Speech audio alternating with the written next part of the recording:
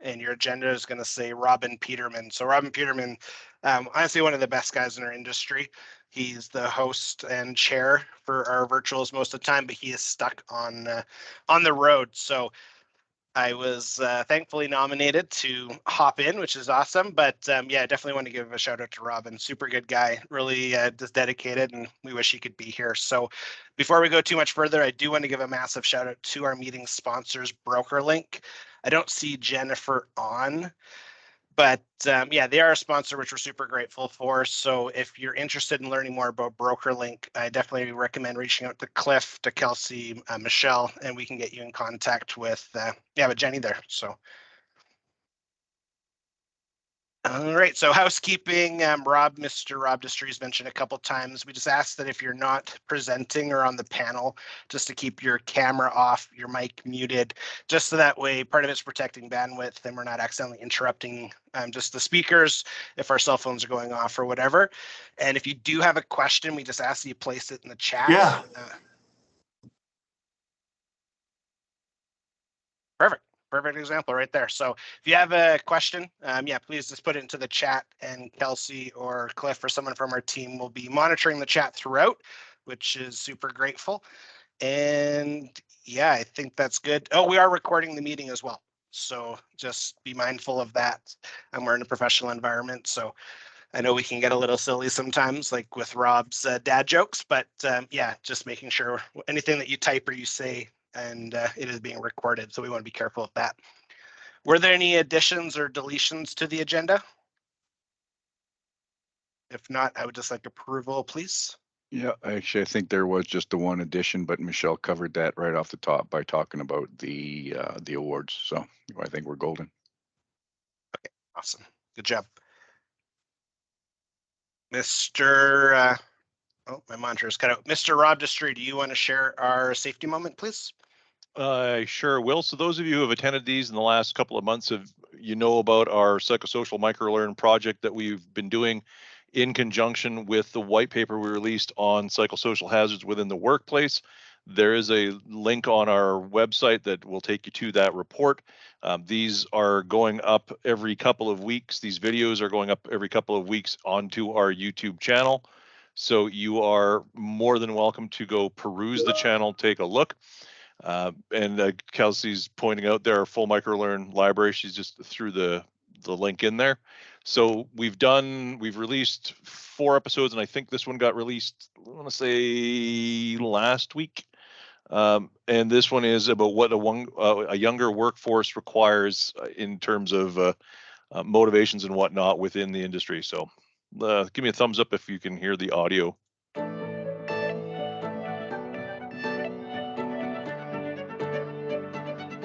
Thank you, Michelle. The exodus of boomers and Generation X from the workforce is creating a struggle to find suitable candidates and will likely have massive implications for the workforce in the future. Generation Y, or Millennials, are people born between 1981 and 1996 and has become the largest working age population at approximately 33%. With Gen Z, people born between 1997 and 2012, having entered the workforce, these two demographics will make up roughly 2/3 of the working population by 2031. As the demographics continue to shift, how does industry attract suitable candidates to their organizations? For a large part of this episode, we will be referencing Trucking HR Canada's document Millennials Have Drive Too. It can be found on Trucking HR Canada's website or by using the QR code on this screen. With less than 15% of truck drivers under the age of 35 and only 50% of trucking industry employers having plans to formally recruit millennials, we will take a look at tactics to make the industry appealing to the younger workforce. There are several reasons why millennials do not see trucking as fitting with their lifestyles. They do not have a positive view of the industry, they see a poor work-life balance, they overestimate the time and effort it takes to get the credentials for long-haul trucking, the cost of training and licensing is a barrier, and trucking does not necessarily fit with their personal brand. Fixing the perception of the trucking industry from a younger person's point of view is beyond the scope of this episode. However, modernizing HR policies to make them more inclusive, as well as focusing on health and safety, including psychological and psychosocial well-being, is a great start. Only 29% of women see long-haul trucking as safe. The main concerns around safety are about personal safety if they were to find themselves isolated or alone with strangers. In episode 2, we discussed provincial and federal requirements around safety in the workplace, especially around violence, which includes the threat of or actual physical or psychological harm. Having and enforcing robust anti-harassment and anti-bullying policies can go a long way to attracting and retaining employees. There is also the perception that trucking is a boys' club and can be an intimidating industry to get into. Making a workplace more inclusive can help alleviate these concerns. Flexible work options where possible, and having family-friendly workplace policies that allow employees time to access daycare, cope with aging parents, volunteer, or take after-hours educational courses can help employees maintain a good work-life balance. The perception that it's expensive and time-consuming to enter the commercial trucking industry is widely held. However, with costs averaging around the $10,000 mark, it is less expensive than many other courses and only takes a few months to become licensed. Grants are one possible way of financing training. Establishing a solid mentorship program and having defined timelines can also help ease the concerns of people unsure of the trucking industry. It goes without saying that paying well is important to younger workers. There is also the draw of being able to see and experience a lot of North America that holds appeal for younger people with a sense of adventure. Do not underestimate the power that social media holds for younger workers. Having a strong presence on suitable platforms can help you showcase your company's work in the community, green energy initiatives, workplace culture, and opportunities within your organization. Get to know and understand the various social media platforms available to you.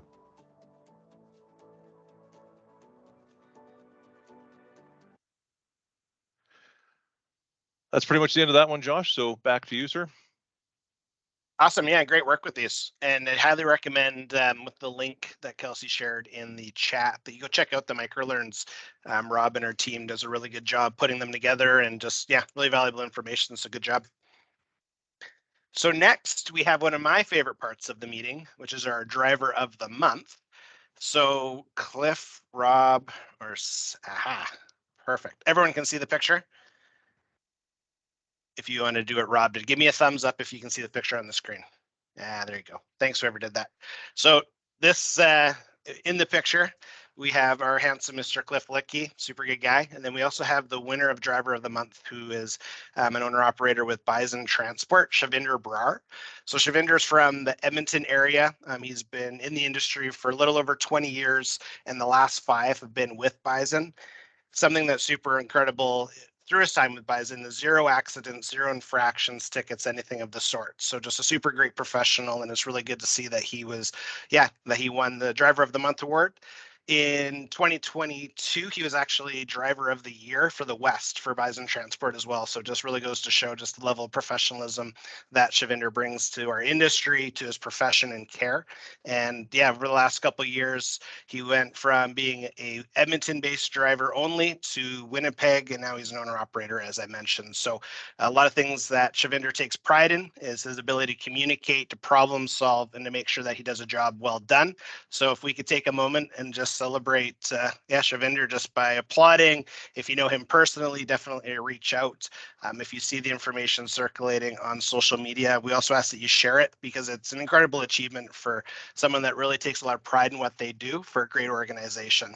So something else that I think is worth mentioning too, if you can see the wall right behind in the picture, that's Bison Transport's way of recognizing just different professional drivers that have won achievements throughout the year and throughout the years, which I think is pretty phenomenal. Just again, there's a lot of people, a lot of names and stuff. So just wanted to take a moment to recognize them.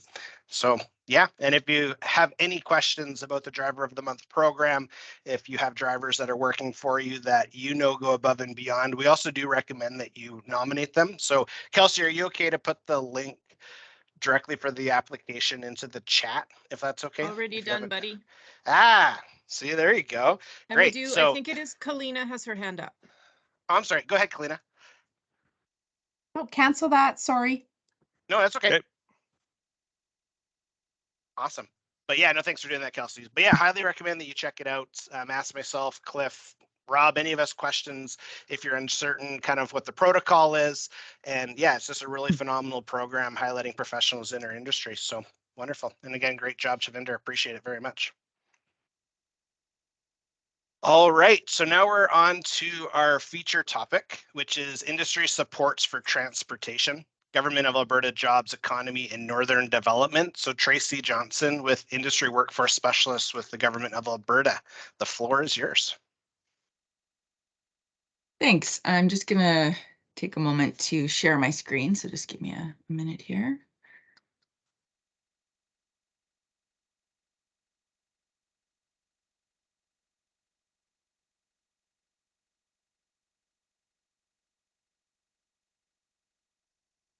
Looking good so far, Trace?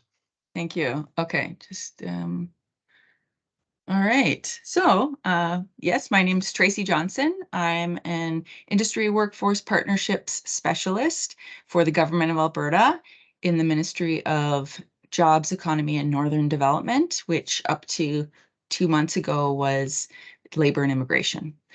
I'm going to be presenting on some of the industry supports offered through my Ministry of GEND, I call it, or GEND. I've been in this role going on about 7 years now. Prior to that, I worked at Employment Standards for a number of years, and prior to that, I was a recruiter. I'm based out of Calgary, but I work provincially. So I'm going to go over the IWP role, provide a labor market snapshot, go over some supports offered, including grants, as well as some recruitment tools and resources. And if you have any questions, feel free to just jump in. I'm not going to be monitoring the chat, so just maybe call my name if you take yourself off mute and ask a question that way.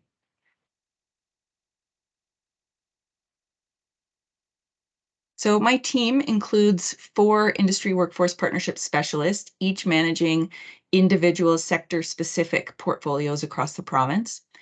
And IWP are the department's go-to subject matter experts for Alberta's priority sectors like transportation. We build and manage relationships with national and provincial industry partners, leading to the development of innovative workforce solutions, which supports investment attraction.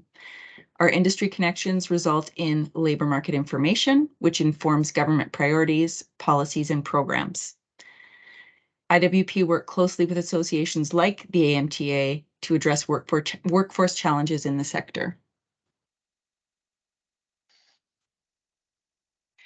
And I'll just give you a labor market snapshot. It'll show the numbers, which I'm sure you're already aware, but just to actually confirm what you already know here, I have a couple of graphs here from Trucking HR Canada on their latest LMI project. This was from last month, but this was the information that they got, the snapshot in time up to the end of 2021. So this first graph shows that Alberta's truck driver employment has fallen over the past decade. So as you can see, we only have about, or as of the end of 2021, we only had about 38,000 people employed in as truck drivers in Alberta, as compared to 10 years before that, where it was closer to 44,000. So it's declining. But the number of truck driver vacancies has soared, especially post-pandemic, you see here. So there are, I mean, as of the end of 2021, there were over 4,000 vacancies. Pre-pandemic, there were less than 2,000 that were recorded. And the truck driver vacancy rate is 9.9 or was 9.9% at the end of 2021, which was the highest ever recorded in Alberta. And compare that to just a few years ago, 2015, the vacancy rate was under 4%. So as you can tell from these graphs, we need lots of truck drivers. There's lots of jobs out there for them, but we have a shortage of workers. I told you you'd already know it, but just to show you in the actual labor market information. So I'm going to go over some industry supports.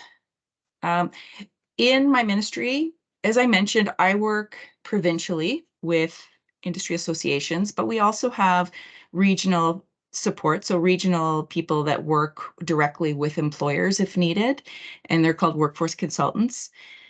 They can connect you in your area to tools and resources to help recruit, retain, and strengthen your workforce. And they can let you know about different programs that are available to you as well. And sometimes they work with the local chambers, economic developments, etc. I have the email address here, and I'll also be showing you some websites, which you'll be provided with after this meeting. You'll get a list of all the websites and everything that the resources that I have here. So I just put it here just to let you know. Sorry, is somebody asking a question or? Okay, I thought I No, heard you're something. you're good, Tracy. Okay, thanks. Another thing that we do is we provide funding to support industry workforce. So I've listed the 3 types of grants at the top. You don't really need to know what type of grant. They all do the same thing, basically. For the first 2 grants, which are the ones we normally, or the ones I normally use with industry, we usually fund projects that are from 100,000 to 250, but they can be higher, over 1 to 2 years normally. There's this third grant that we just, this Alberta at Work, which was from some new funding, which we could fund projects up to $1.5 million, but that hasn't been finalized yet, and we don't know if that's going to go into next year or the year after. So that'll be something that you'll potentially hear about soon, but I won't be able to talk about that one today. And as I mentioned, they're all workforce related. In my case, when I work with industry associations, I'm looking at funding provincial projects that include, so the provincial projects, they include things like HR resources and tools, maybe an attraction campaign, labor market information studies, sometimes diversity initiatives, and the workforce needs are all centered around attraction, recruitment, and retention, and they must be of benefit to the whole industry in Alberta. So if I fund a transportation project, it has to be available to all employers in Alberta. They all have access and will be able to use that potentially.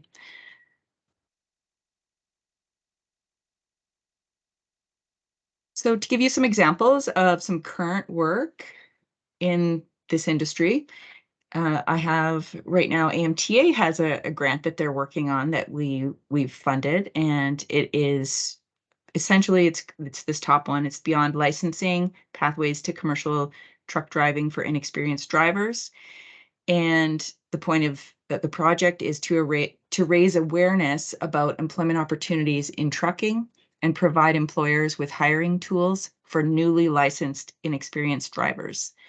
And this will include a media campaign, workshops around the trucking industry, and resources for employers and prospective employees on finding jobs in the trucking industry.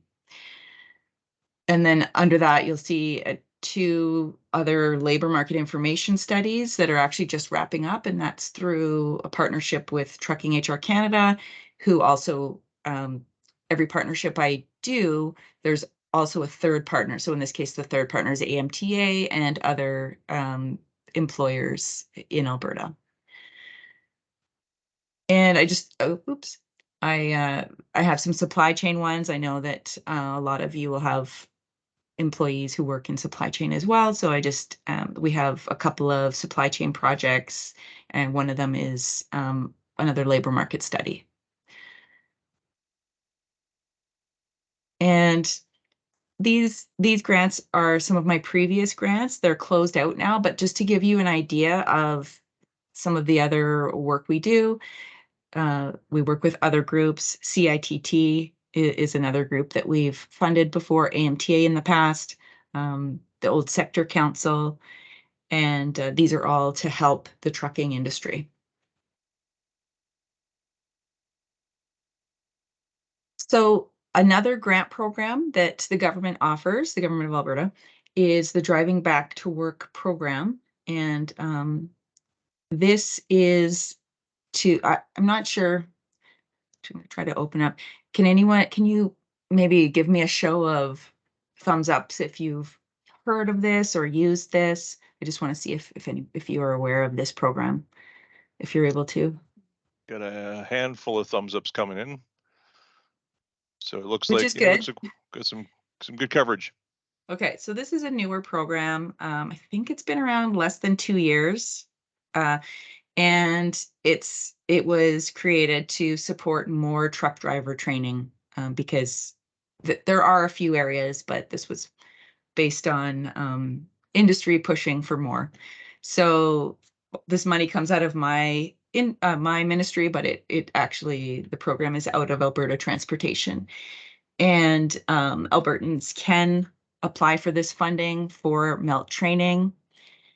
And it covers the training. It covers one attempt at air brake, at the air brake program. It covers one attempt at the Class 1 MELT program, vehicle rental, and the use of the yard for up to 2 Class 1 road tests and up to 2 road tests as well.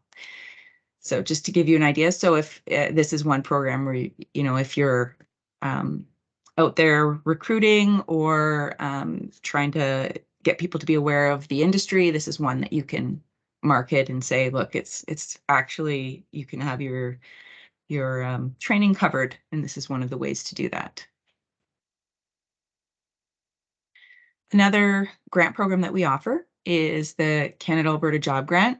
This one I suspect more of you have used. Are you able to give me a thumbs up to let me know if? Yeah, we're pretty active in promoting both these grants, Tracy. Perfect. I'm wondering if anyone can share, if anyone's not too shy, can you share what you've used it for? Okay, so we've got a hands up. Jeremy, you want to unmute and maybe mention something? Well, I used it, this grant last year, actually to participate in the inaugural CVSA industry roadside inspection program that helped offset a good chunk of the cost, and very easy, straightforward to use, and much appreciated. So thank you. Excellent, Great. thank you.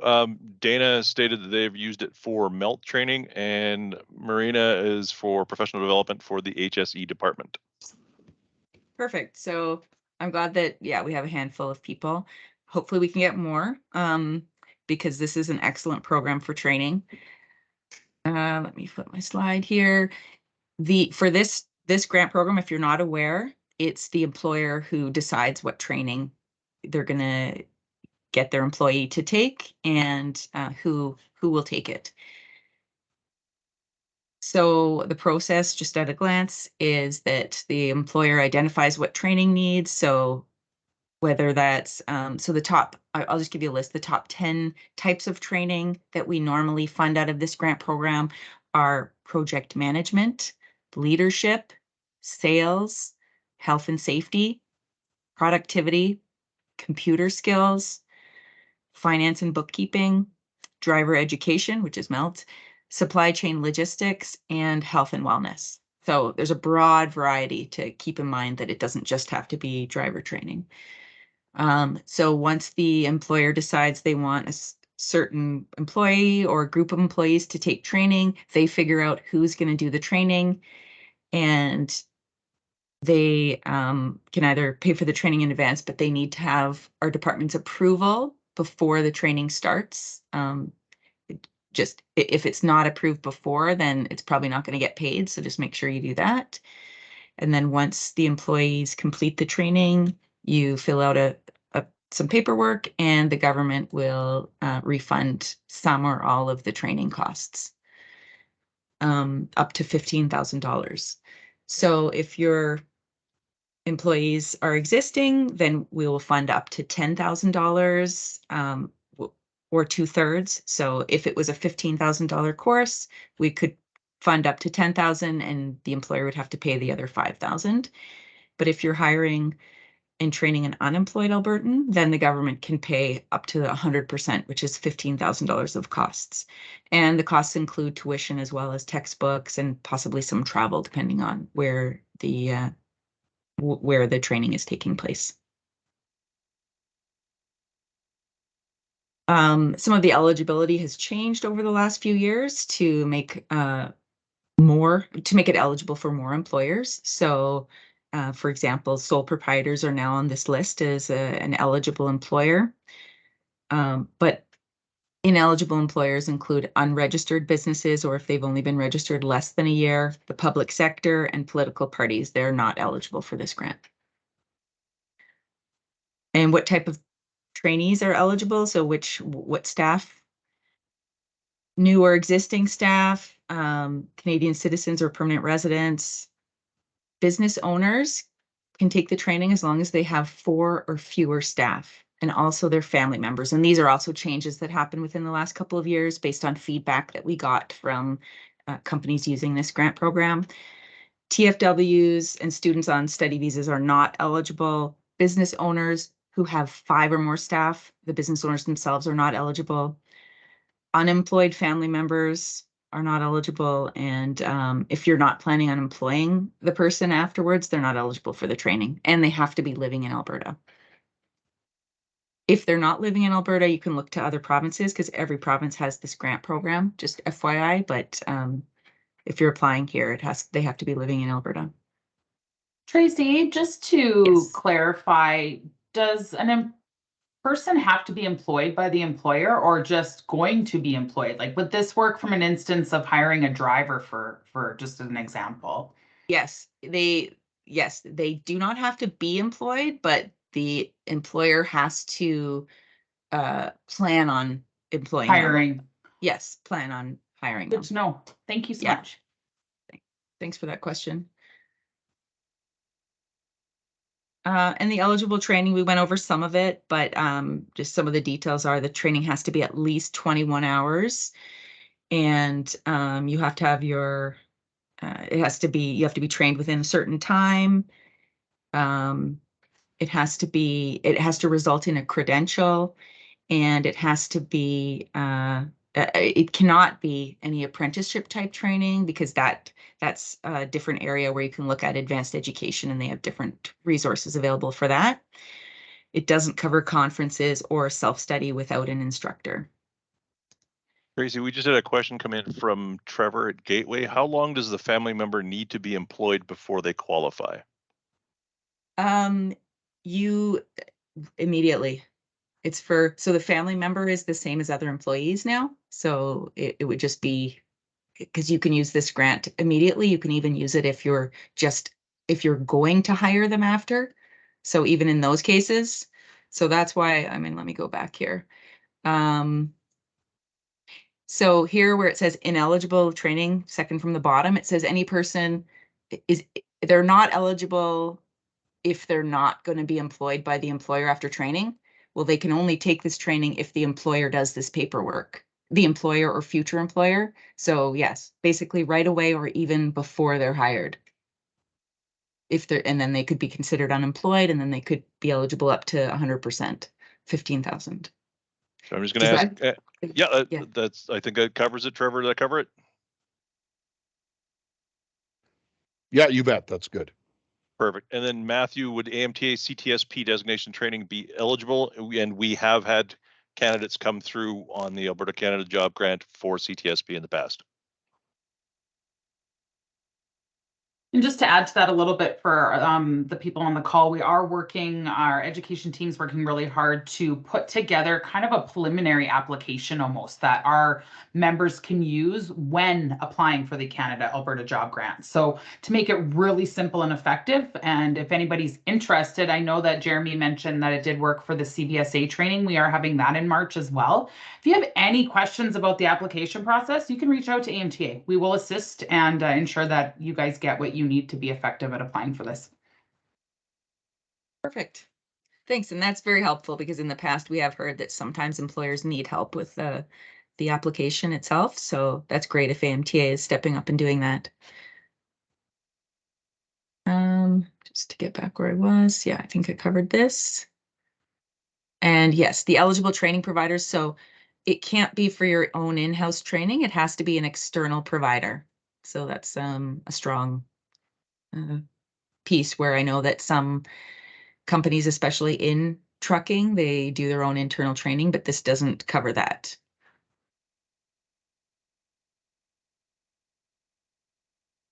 And I'll provide that website after as well, but that's the information there. And moving on to some other recruitment resources. I threw in this slide on some of the tools developed through a couple of our grants, and this was with Trucking HR Canada. This was a few years ago, but they've got a lot of resources on their website. But a couple of these guides they've created were the transportation guides, which outline career profiles, and employer connector guide to help employers find organizations, basically to connect them to underrepresented groups that they might not know how to tap into. So these are two different guides that you'll find on their website. And this was created through a partnership through one of our grants with Trucking HR Canada, with AMTA as their partner as well. That also includes these career awareness videos, which potentially you could use as an awareness or attraction or recruitment tools to point potential applicants to give them more knowledge about the industry. The Alberta Learning Information Service, or ALICE, through the government of Alberta, provides information for job seekers and employers, and it gives a lot of different information, such as labor market trends, salaries, job descriptions, etc. And employers can use it to draft job descriptions. There are other resources available. This is just through the government of Alberta website. I'm just wondering how many people have used the ALICE website before, if we can give any thumbs up, just so I can see. At least one. Okay. It's a tool. It's just one of many tools that you might want to look into when you're going through your recruiting. And Canada Job Bank. This is through the government of Alberta, but we partner with them on it. Have any of you used the job bank to advertise or connect with potential applicants? Again, thumbs up. Anyone? I've got a few. I've got to admit that I didn't even think this was a thing since, like Jeremy said, since I left high school. The job bank, or didn't know it was still around. So the government of Canada has put a lot especially over the last 2 years, they've put a lot of money into it to make it way better than it used to be. So I don't know what your experience was back in high school, but I don't remember my experience back in high school, sorry. But they have a lot more features, more usability. So they've really done a great job of doing it. And this is another one that if you need help on, you can connect with either the workforce consultant or through AMTA and back to me, and we could actually potentially set up a session just on the job bank if you wanted to learn about its features, because there are a lot of features. So just FYI.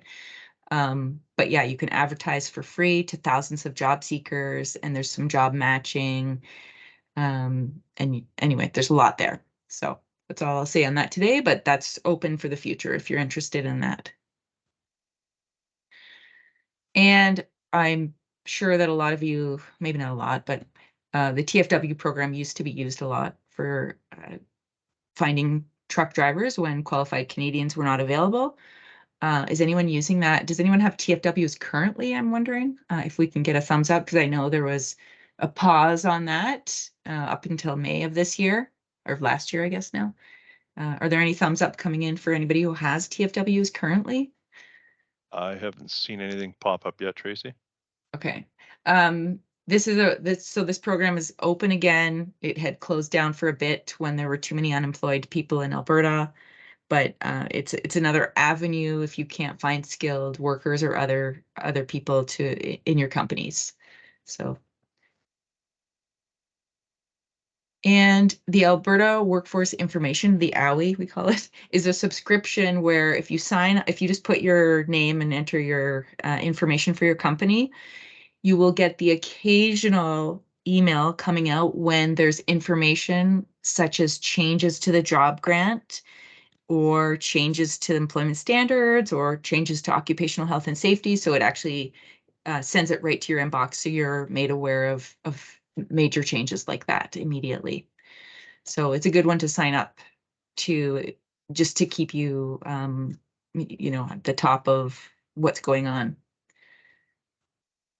And that concludes my session. So if there are any other questions that have popped up. Awesome please. job. Thank you, Tracy. So again, folks, if you're going to fire the questions, you can fire them into the chat. Or yeah, because it's easier for me to kind of go through them one by one instead of having, 15 or 20 people all pop on with questions at the same time. Yeah, and I know I covered a lot of information, but if there's anything else, I didn't go over all the grants and everything. I want to give an overview, but feel free to jump in if there's anything else. Perfect. I'll keep an eye on the chat right now. So, Tracy, in our meeting the other day, we talked about making the resources available to these folks, and I believe you have sent that off to Clifford. Yes, he has a Okay. copy of that, so he'll share that out with the audience for Perfect. all the websites that I've mentioned in here. All the YouTube links and everything as well? Yes.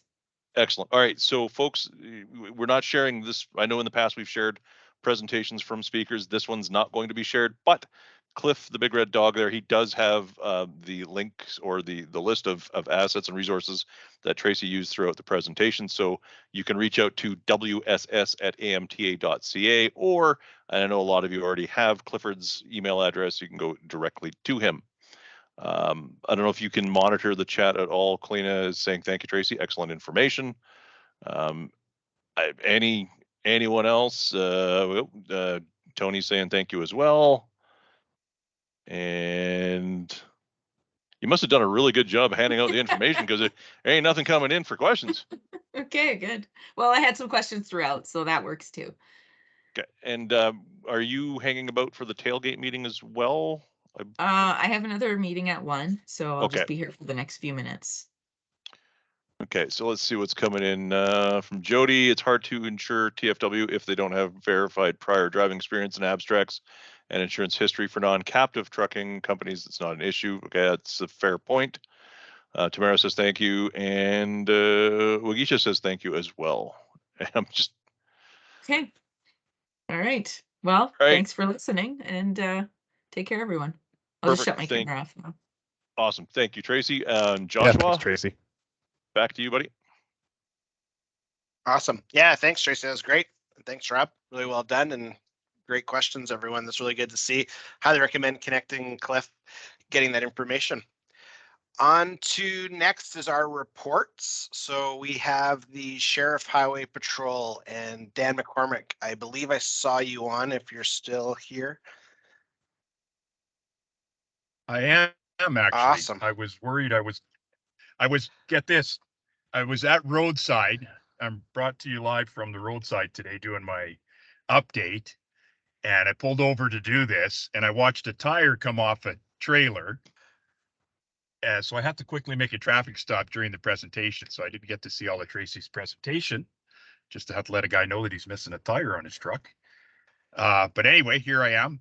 So happy New Year to everybody, and just wishing everybody a safe 2023. I could just give a real quick update for the Sheriff Highway Patrol, just a recap of our 2022 stats.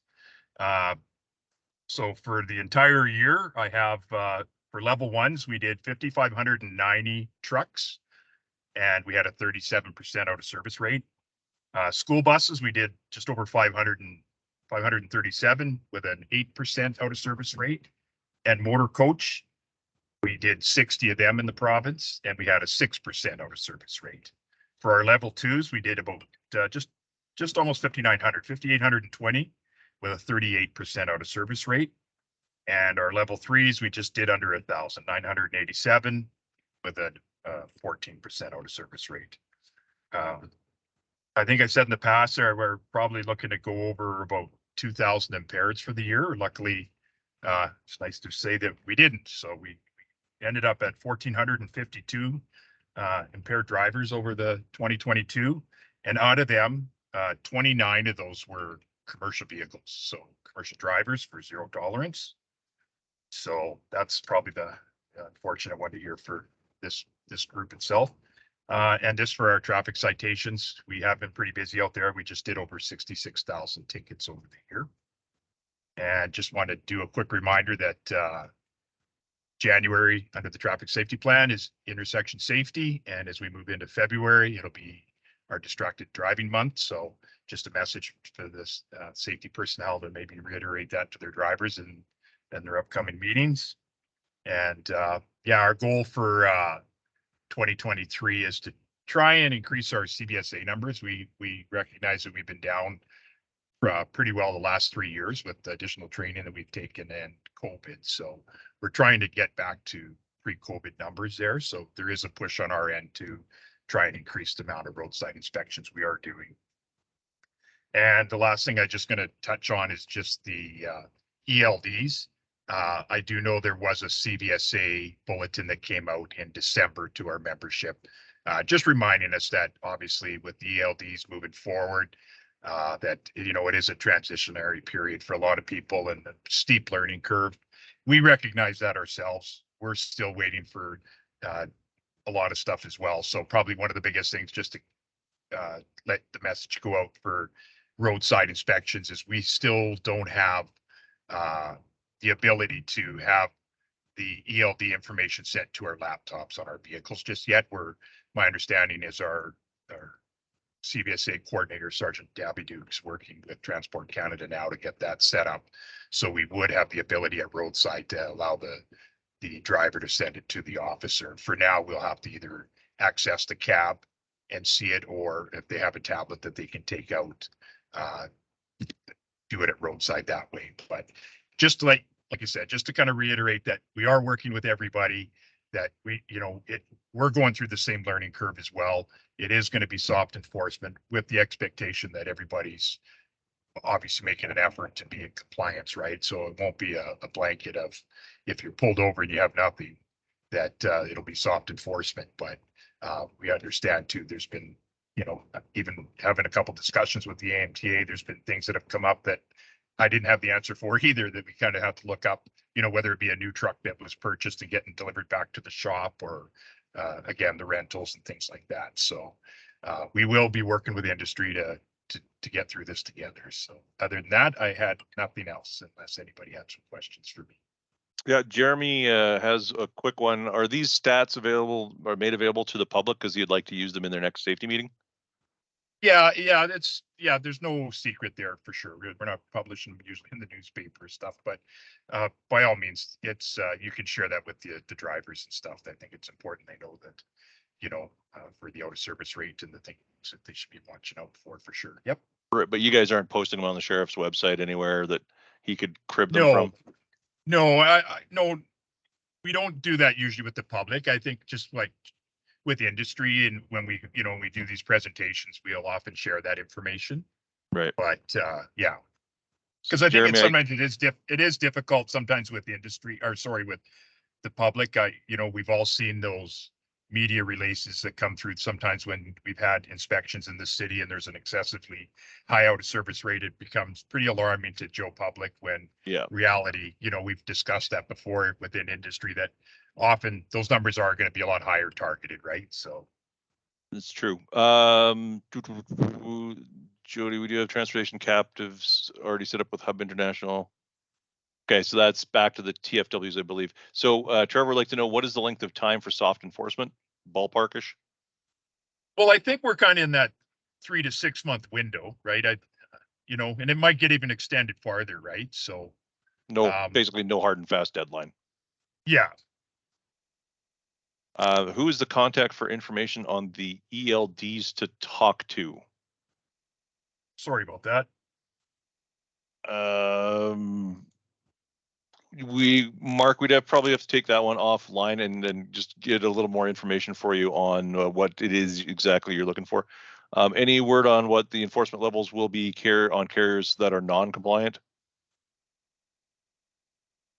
Well, it'll just be the enforcement action for the same as not being in compliance. It would just be charges under the federal hours of service for not being in compliance, right? So for those that are, making an effort, I'm sure it's going to start with, usually our direction is starts with, verbal warnings, and then it goes to written warnings. And then if there isn't compliance, then we move into enforcement action of laying the charges, right?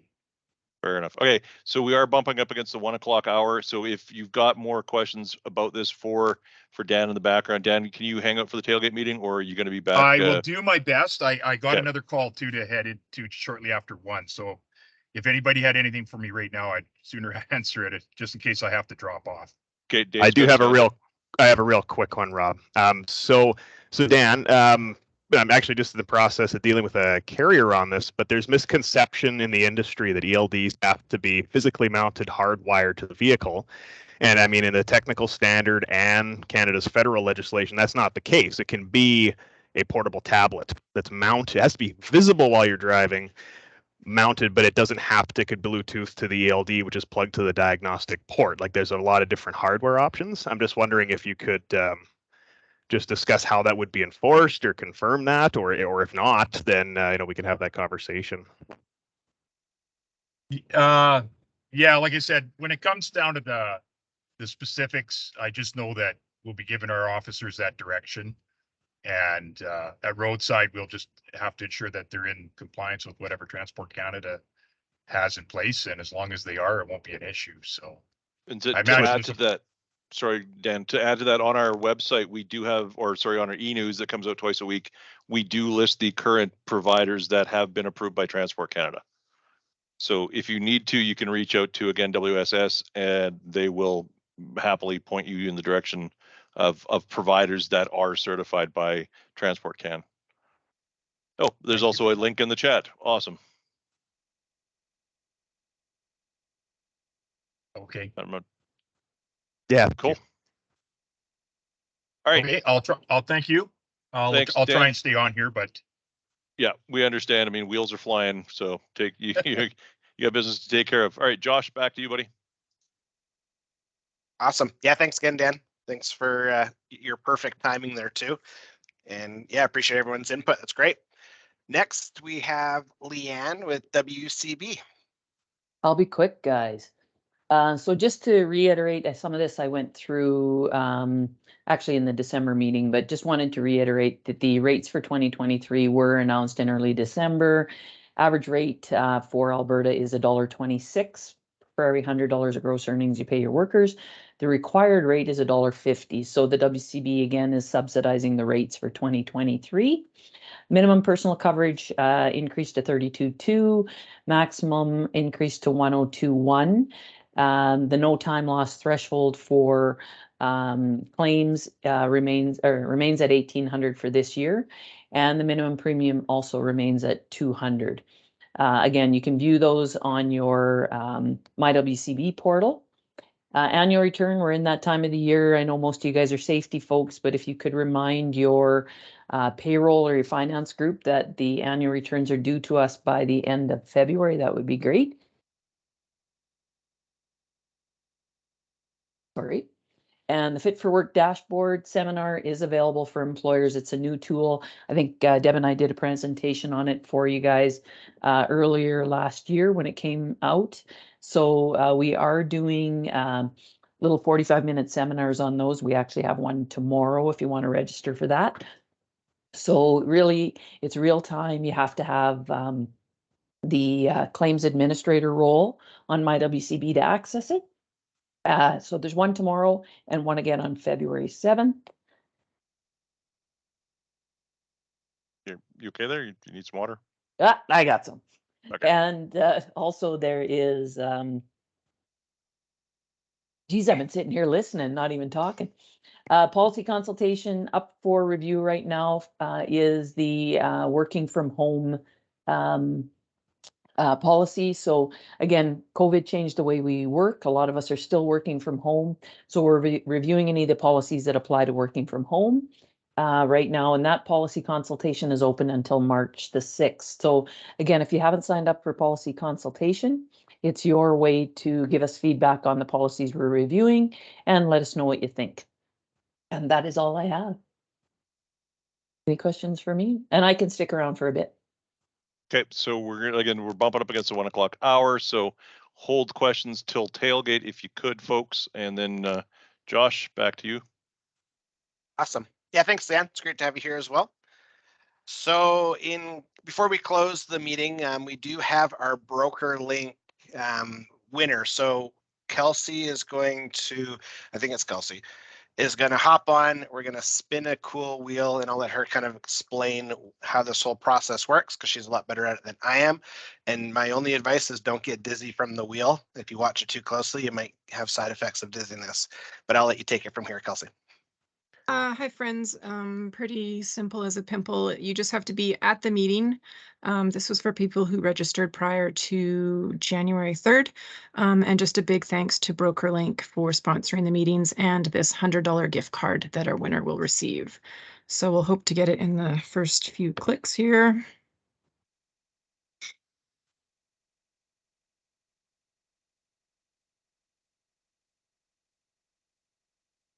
Oh, BJ, are you in the house? Is she here? Beej. Oh, BJ she's speak Zupov. now. mad. In Yeah, three. doesn't, no. doesn't look like it. Not Okay, here. denied. Next. Oh, I'm letting her know that one. Little Schadenfreude. Chad Boone, are you in the house? In 3, 2, for I Chad am here, Boone. yes. Oh, there he is. Yay, Chad. Woohoo! Congratulations. Gonna spend some Chad, money in if you Grand could Prairie. drop your email in the chat or send it to one of our BD team members, that would be awesome. And then we can get you hooked up with your gift card. Okay, I'll put it in the chat. Thank you so much. Congratulations, Thanks for Chad. coming, Nikki.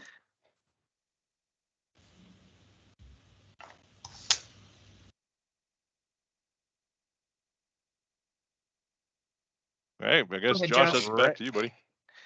Sorry, I was just getting undizzy from watching the wheel spin. Just kidding. Congratulations, Chad. That's awesome. It's a nice little victory, and yeah, huge shout out to BrokerLink. So our next meetings, as we have been doing, bounce from virtual to in-person, virtual to in-person.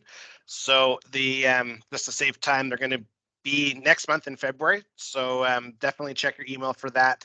I don't know if we wanted to dump anything in the chat just so we have some official dates written down. But yeah, it's awesome to be able to do a blend between virtual and in-person just so we can really target just building relationships with professionals across our province. It's really good to see. So as our meeting adjourns, we do have the tailgate literally for the next 58 minutes. So Team AMTA is going to be on WCB. I see Dan McCormick still here. And yeah, it'd be really good space just to keep